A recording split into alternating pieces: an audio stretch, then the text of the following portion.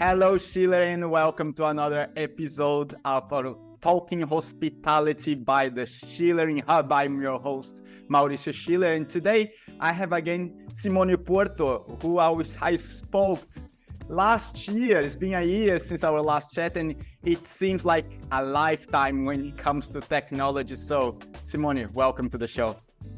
Yeah, thank you for having me as usual.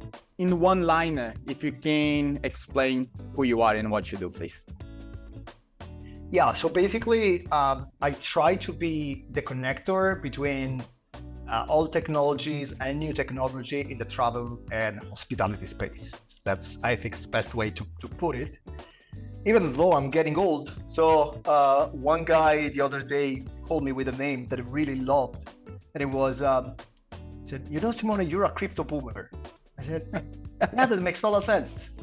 So yeah, that's it. That's me in a nutshell. That's amazing.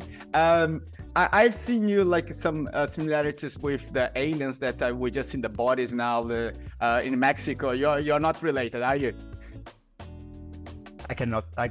Look, I'm not allowed to talk about that. So I told you at the very beginning of this, don't ask me anything I cannot answer. This is one of the questions I cannot answer. Awesome, Simone. Also, so look, let's get to the chat, because like the world now is in awe with AI, right? Everyone is talking about AI. It's AI here. It's a little bit of overdose on AI, and I never thought that in our lifetime we would be speaking about AI government, but it seems that maybe we will if we are not already living it. Yeah. But last time we spoke how AI would change the way that hospitality work and how would that be helpful for the staff. However, today I want to speak about Web3. You've been presenting a lot about that thing. Simone, what the heck is Web3, please? Okay. Look, first of all, I don't really like to talk about Web 1, 2, and 3, even though I do. And the problem is that technology, as you know, it's never linear, right? And I always say it's not like we move from fax machine to brain implants. It's always a little step-by-step evolution. And from time to time, we will be in a moment in time where we do have very high-end technologies existing and coexisting with more analog technologies in a way, right?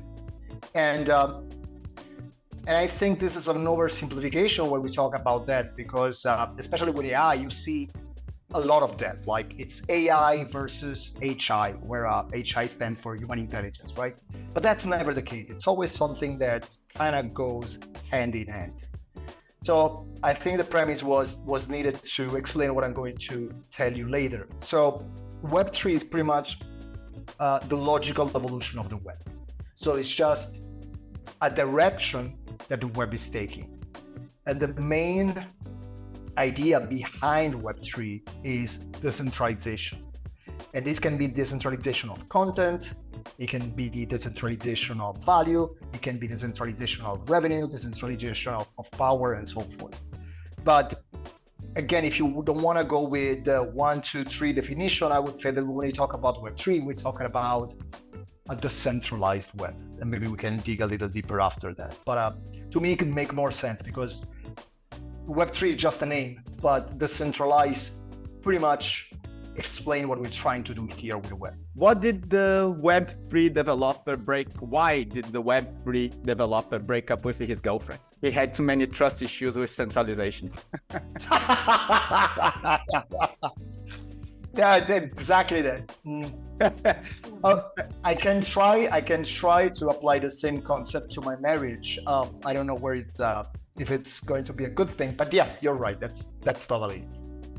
Look, in your presentations, you define the travel industry as hyper-centralized.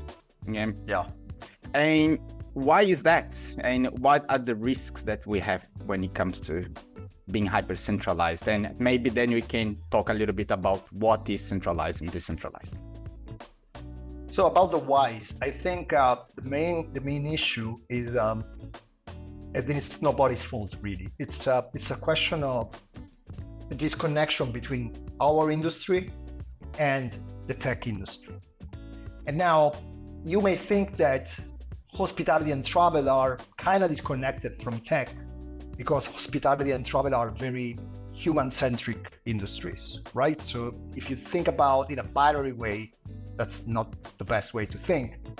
This is human touch and this is high tech, and you see these two things as opposites, you may think that this is why we never reach that level of tech adoption.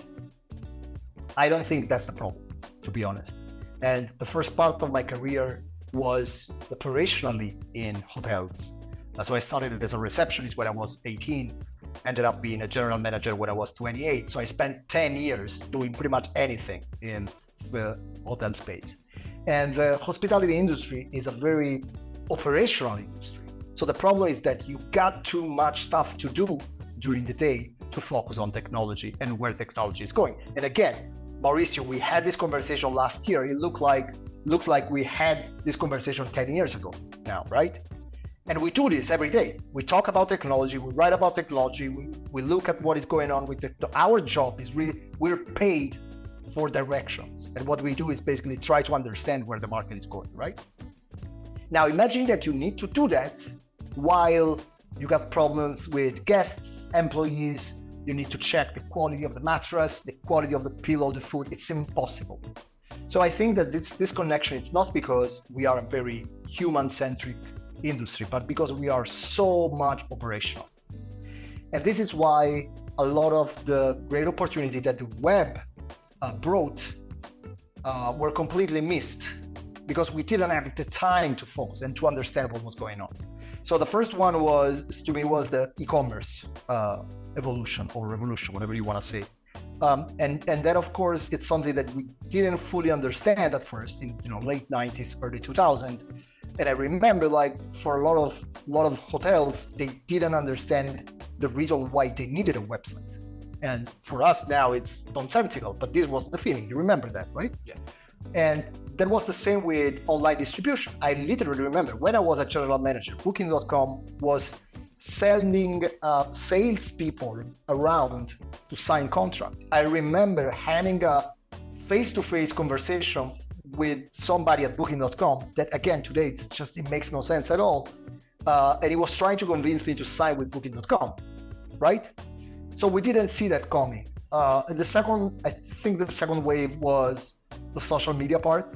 Again, for a lot of hoteliers, this was a video game and something we didn't have to waste time on. And again, we all know how this turned out. And I think right now we're seeing a new paradigm shift and a very important one. But again, we are too full of what we need to do in order to make the guests happy and make the employees happy to understand that something is changing.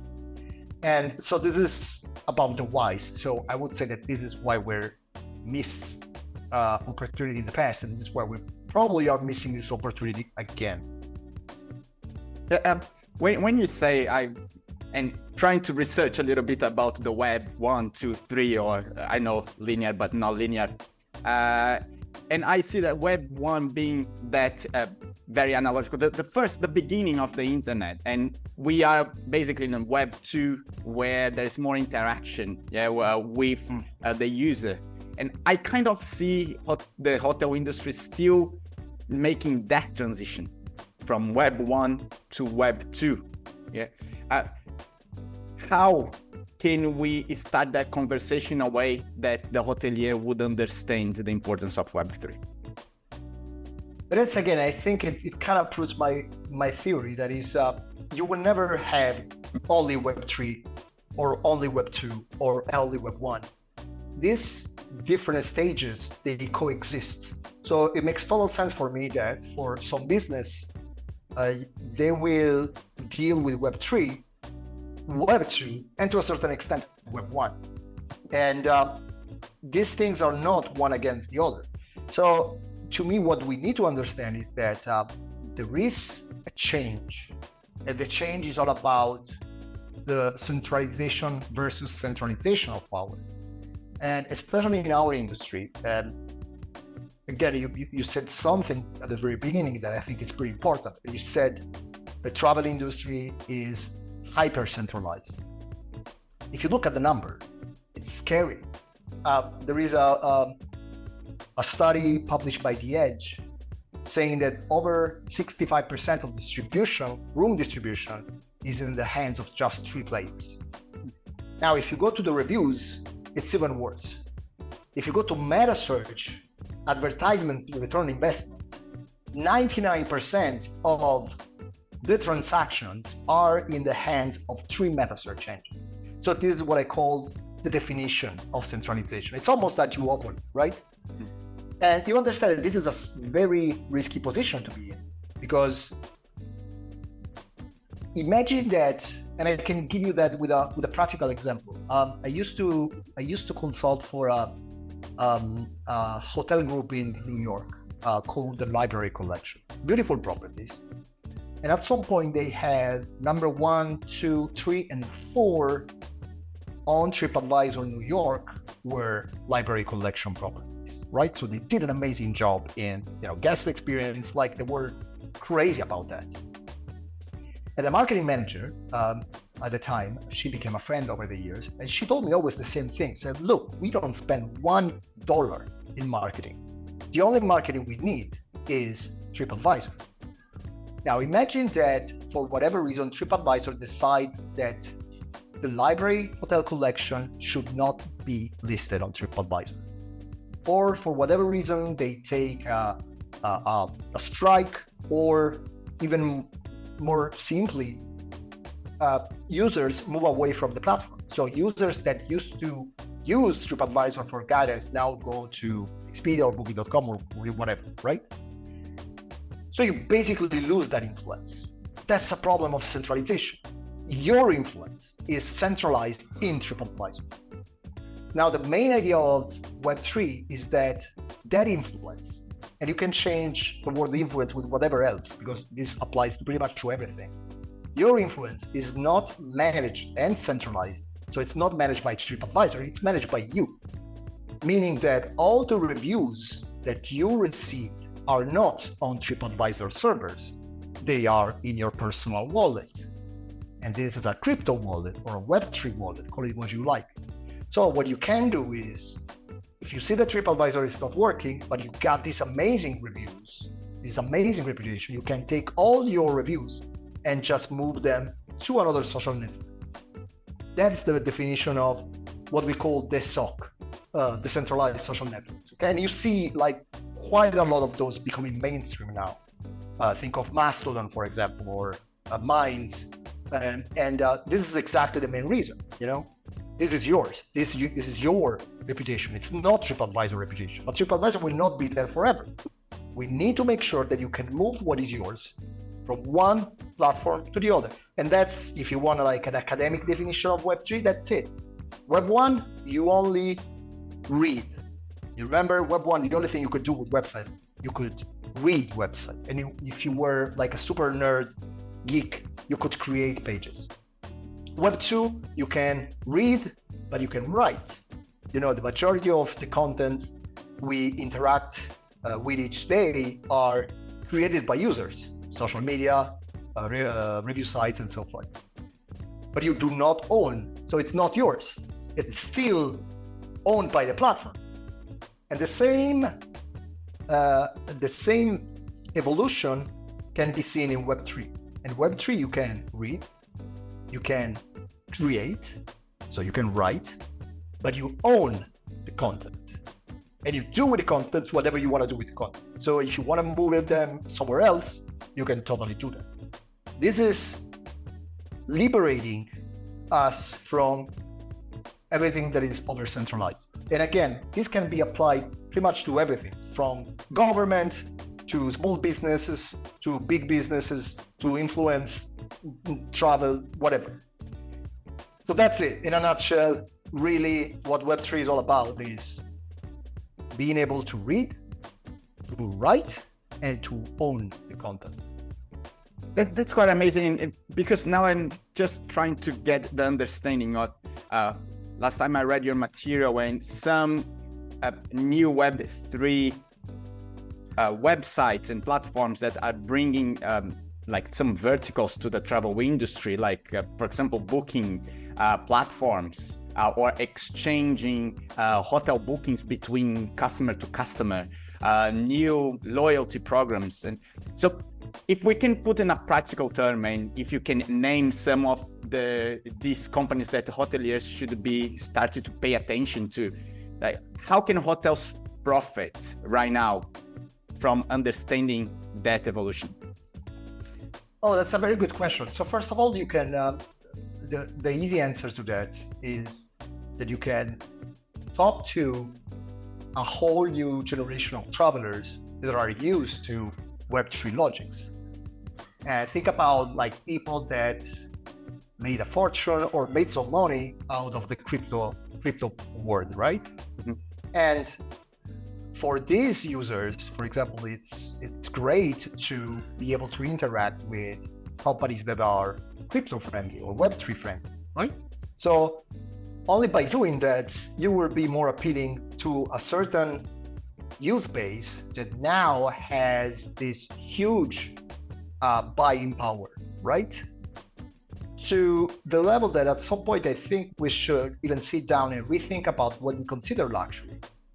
Because again, luxury, our idea of the luxury from the 90s or the 80s is very different from somebody that made a fortune in the crypto world or in the blockchain world, right? So I think the first benefit is you do that, you will be at least in the radar of these people. The second thing is that basically what you're doing with Web3 platform is you are creating an additional revenue stream. And I need to explain this. I'm going to oversimplify this. So if you're very familiar with Web3, very sorry. I'm trying to oversimplify this for people that do not know that. Let's go with, and I'm pretty sure this is a situation where pretty much everybody found themselves at some point. You want to go to a concert or you want to go to a sport event, right? And you go on the website, you try to buy the ticket, but they're all gone. The show or the sport event is completely sold out. Now what you do, you go to a secondary market. So usually you want to buy the tickets for whatever band.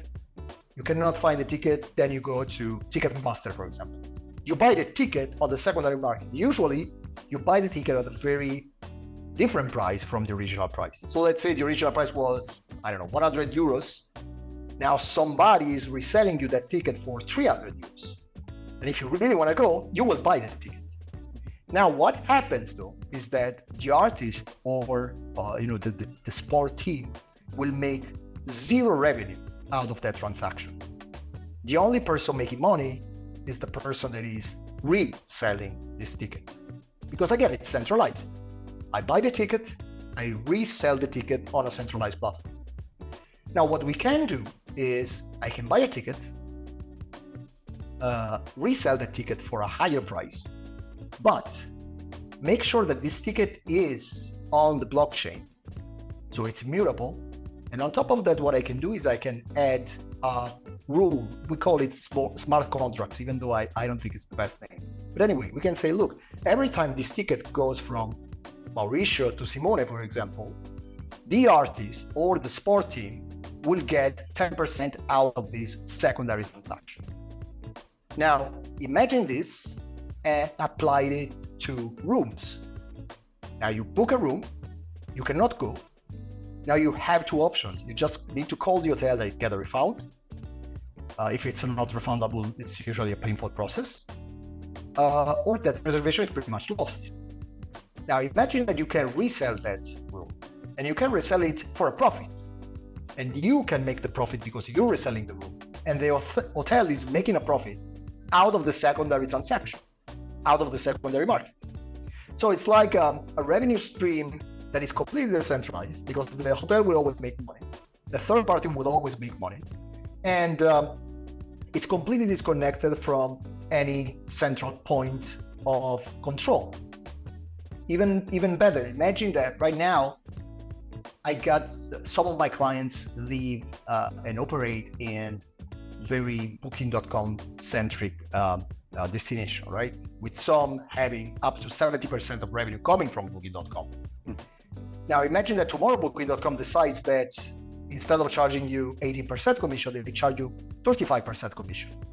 Now basically you have no option at all because that's your main source of revenue. In a decentralized OTA, this is not going to happen because before the centralized OTA will be able to change the commission, everybody inside the platform, meaning the hotel and the distribution channel and the guest, will have a say in that decision. So it's way, way more democratic. And again, you can apply to pretty much everything. Voting systems, loyalty programs, whatever. But room distribution is the first. And there are right now many companies already doing that. This doesn't mean to connect to what you were saying before. It doesn't mean that now you need to take all your rooms on Booking.com and move them to, I don't know, Sleep.io, decentralized platform. But it means that maybe you can take 1%, 2% of your room inventory, 3%, and you can start experimenting with that. There's nothing to lose. Mm-hmm. The only thing that you can gain from that is that, one, you will be visible to a new market. Two, if the reservation is sold, you can create a secondary market for that reservation that you will not have now. So in 3 words, what we can do with rooms now, and again, you can apply this to pretty much everything, but rooms is probably easiest to understand. Now with rooms, the only thing you can do is you can sell them or you can buy them. Buy them as a traveler or sell them as a hotelier. With Web3 platforms, you can trade them. So you can buy the room, trade them to somebody else, and you can even do it for a profit. Like, for example, you're a smart guy, Mauricio, and you see that somebody is selling rooms at a lower price than the market demands. You can decide to buy 20 rooms, and when the right time comes, resell that room for a higher price. You will get some money out of it, and the hotel will be more than happy because it will make secondary revenue without doing anything. Does it make sense? It does. It's basically having an extra layer of revenue managers to help us really optimize the profit of our rooms, right? Having salespeople that are not salespeople, right? They're just selling by profit. It's an amazing vertical. And so you said about Sleep.io, and what else should hoteliers be paying attention to? So there's a booking engine. I ask it this because in 2021, one of my friends started selling art with NFTs. Okay, so he started trading arts, and he was explaining to me, and we're having a coffee, and he said like hotels can maybe create loyalty through NFTs, and we had a chat. It was just an idea that he had at the moment, right? But now reading on material, it's coming, right? It's a movement already. So can you tell a little bit more, just so we can get an understanding, and the hotelier out there can start understanding what it means to have loyalty in NFTs? Loyalty is the perfect application for NFT in our space. It's because it solves a problem. Like, distribution is broken when it comes to hospitality, but it's broken mainly because it's centralized. So the main problem is we are selling via booking. The guest is not getting any extra value out of our 18-20% commission, right? It's more like Booking.com is doing some marketing for us and we're paying for that. So the distribution is broken in the sense that it's very expensive, but it works. Like, you can book a room on Booking.com, it works. It's very rare that you do have a problem. And sometimes you book on Booking.com because you want to make sure you do not have problems. Yes. That's not the case with loyalty at all. Loyalty is a nightmare. First of all, on average, we got there are several studies. Some of those just go up to 25 different loyalty programs at some point, and I can understand. Like, I travel a lot, you travel a lot, and you got like some points on an airline company, some points on a hotel, some points in another hotel, some points with a rental car company, and so forth. And these points are not agnostic. Again, they are centralized to the point that sometime, and I know this happened to you as well. It happened to me like many times. Sometime an airline company goes out of business and you got these points that you will never be able to redeem. And the problem is always that these points are centralized. These points are in the hands of the airline company, are in the hands of the hotel company. Now imagine that these points are in your wallet. So again, it's you. You got these points, they are into your wallet, and you can use this point agnostically on different platforms. First of all, this will solve a huge problem, that is understanding how all the different loyalty programs work. Second of all, you will not have to be worried about these companies going out of business or points expiring. These points are there virtually forever because they are on the blockchain, and they can be used from on different platforms in a more agnostic way. And we know that this is not just with alpha generation or new generation. This is something that we saw even with millennials. They do not stick with brands. They want to make sure that they can move from brand to brand. So why don't we create something that is not centralized, but is completely decentralized? And this is the main idea of decentralized loyalty program.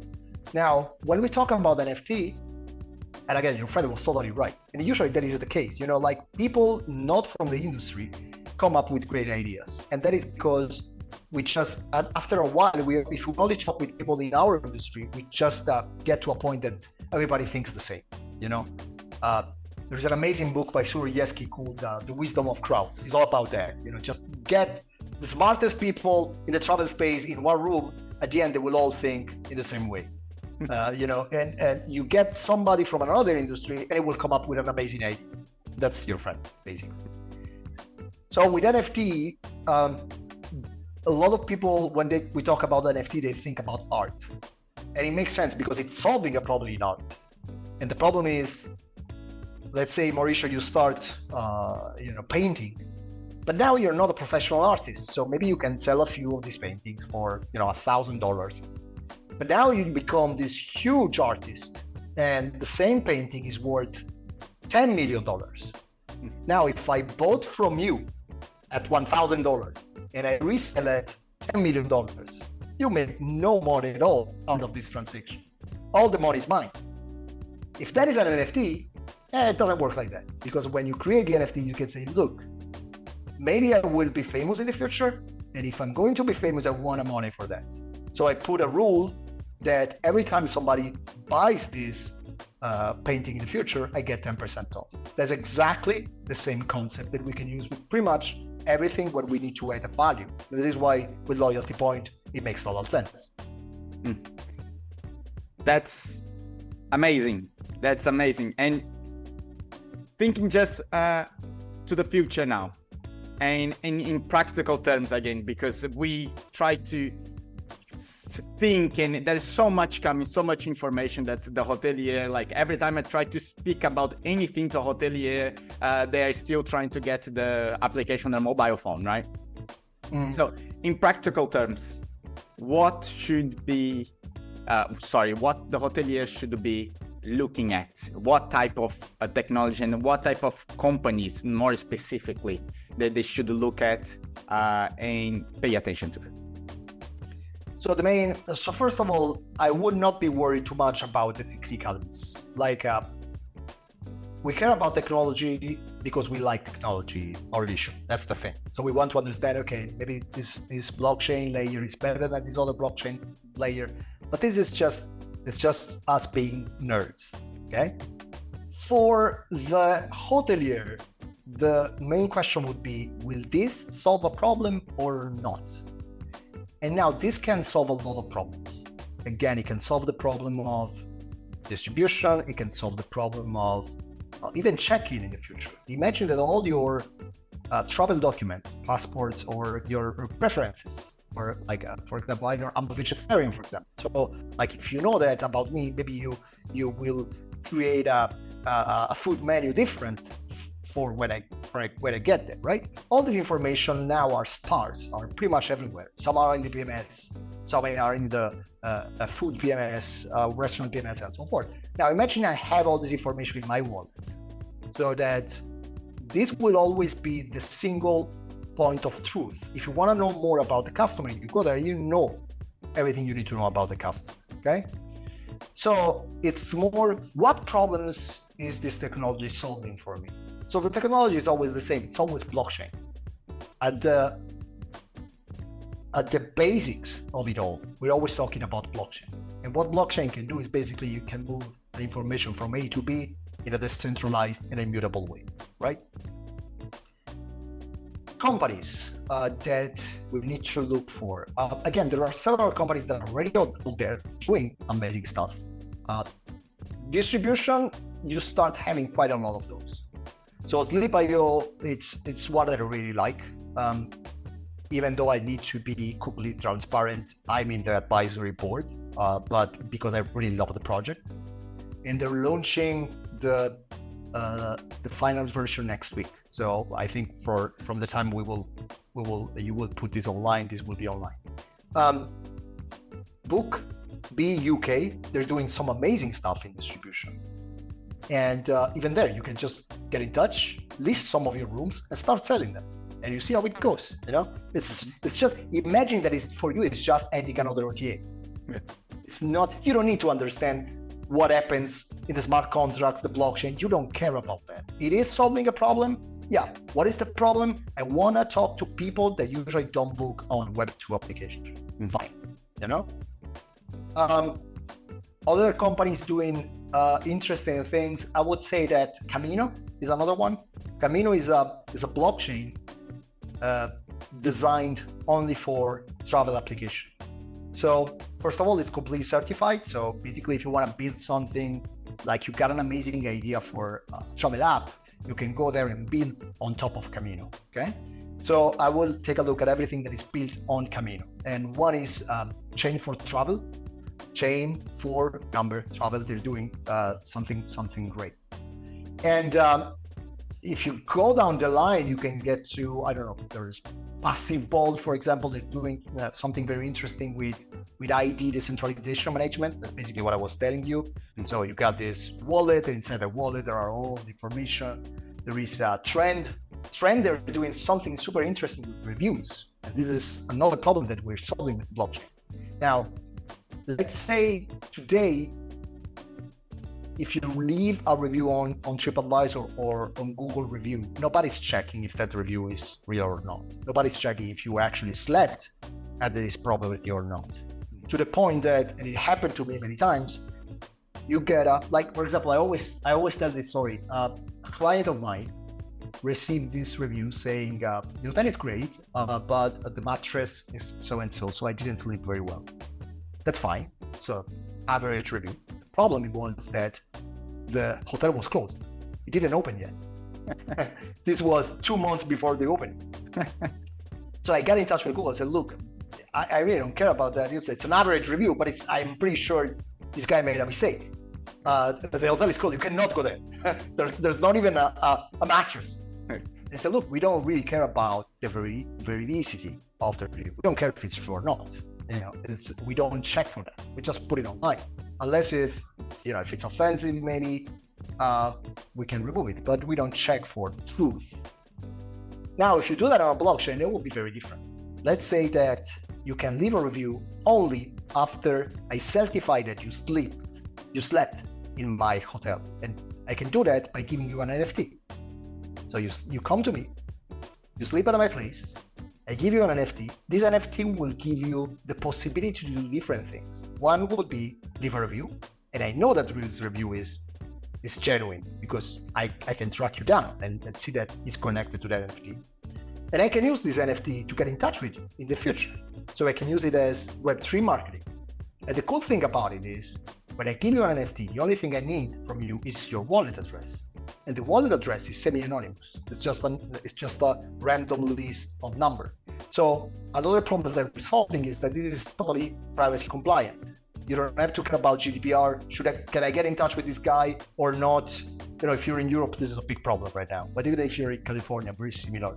If you're in Russia, it's painful to understand privacy regulation. With that, you don't need to worry about that. You just interact with a wallet, but you can keep in touch with this person. If you think big, this can also be used in destinations. I'm doing something for Slovenia in a couple of weeks, for example. So let's say you go to Slovenia, you get an NFT, and that NFT proves that you've been to Slovenia. You can now leave a review about the destination, and you can use that NFT to unlock the city. So let's say I want to go to that museum, and I can get a 10% discount. How can I prove that? Because I have this NFT. So, and again, this is under the wallet of the guest. So nobody is controlling that. The control is in the blockchain. So you see that the applications are limitless because we are not building a technology here. We're just changing completely the web paradigm from centralized to decentralized. Simone, that was an amazing chat. Thank you for bringing so much, sharing so much with me. How can our people find you and talk to you, please? So either you go to New Mexico, as you were saying before, and you check for the crashed UFO. Other than that,